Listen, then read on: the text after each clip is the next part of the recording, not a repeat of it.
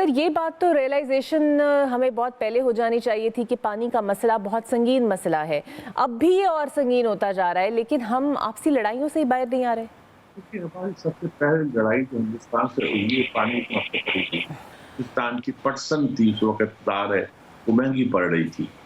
तो ये एक तरह का झगड़ा हो गया, उन्होंने हमारे पानी पे बंदिश लगाई और ये पानी की लड़ाई शुरू हुई, जो हम्म। इंडिया पाकिस्तान की लड़ाई थी, उसको सॉल्व करते-करते हम अपने अंदर लड़ाई में मुब्तला हो गए हैं। हम्म। हमने सॉल्व किया, 3 दरिया जो थे वो हिंदुस्तान के हिस्से में आए, 3 दरिया हमारे हिस्से में। सिंध का सियासतदान एक बड़े रोटैरिक इस्तेमाल करता है कि सिंध हम्म। तो हमारा है और बाकी दोनों पंजाब ने तो बेच दिया था। ये चलता नहीं है। जो असल हकीकत है वो ये है कि सिंध के दरियाओं और पंजाब के दरियाओं के पानी के पुल के मुआवजे तय हैं। खास तौर पर सिंध के पानी पर 91 का एक एग्रीमेंट तय है।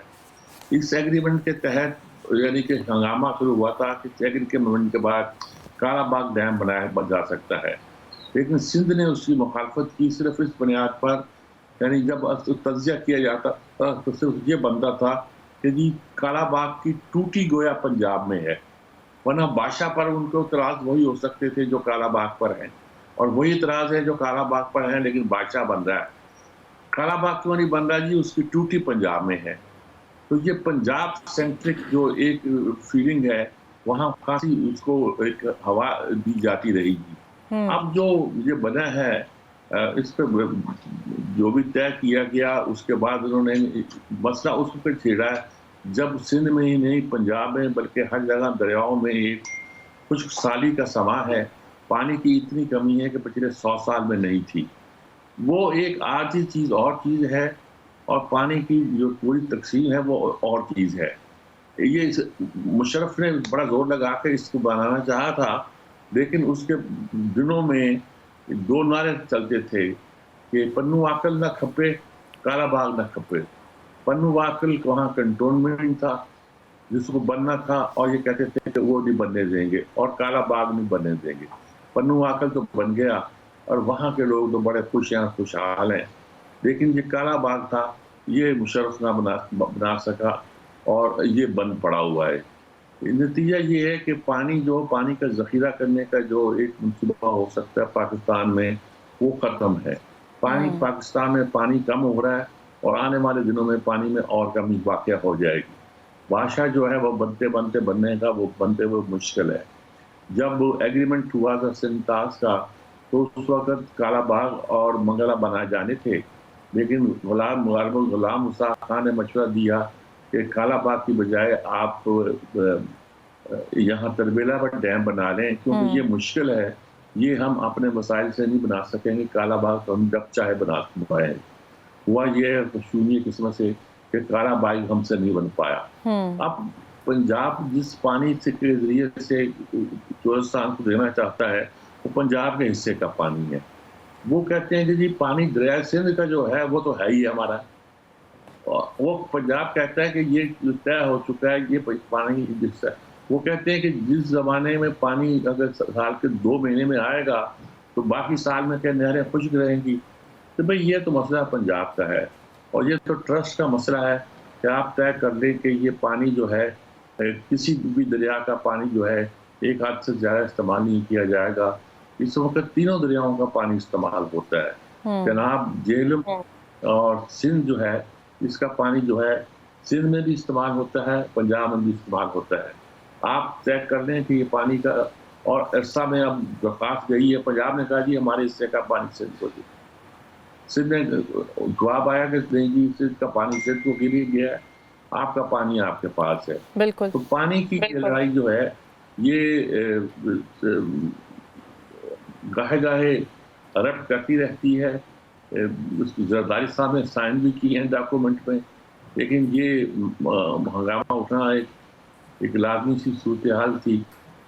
असूली तौर पर हमें अपने पानी के मसले को तय कर लेना चाहिए, वरना इस इलाके में मसाइल और ज़्यादा गंभीर हो जाएँगे और सर ज़्यादा मसाइल पैदा आपको कर। लगता क्या है कि जितनी ये बयानबाजी आपस में हो रही है, कौमी असम्बली में 2 करारदादें जमा हो गई हैं, बड़ा आसान था कि वज़ीर आज़म साहब बिलावल साहब को बुलाते और अपर लीडरशिप में ये मामला हल हो जाता, लेकिन नीचे ये जो रसाकशी जारी है ये बाय पर्पस आपको लगता है चल रही है ताकि कहीं ना कहीं पीपल्स पार्टी अपनी पोजीशन क्लियर कर सके, क्योंकि दस्तखत तो किए हैं जरदारी साहब ने।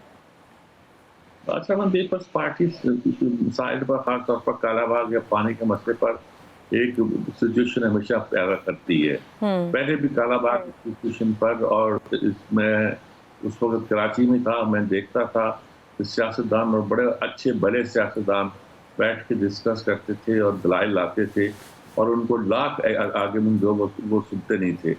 साफ नजर आता था कि ये किसी प्रोपेगेंडा का हिस्सा है, इनको कोई फीड कर रहा है। लोग वो कहते थे कि ये इंडिया फीड कर रहा है। मैं उस हद तक नहीं जाता क्योंकि उनमें बहुत ही मोतबर लोगों के नाम आते थे। मैंने उन लोगों को बैठकर मीटिंग भी करते हुए और कालाबाग डैम के हवाले से अपना होमवर्क करते हुए देखा है।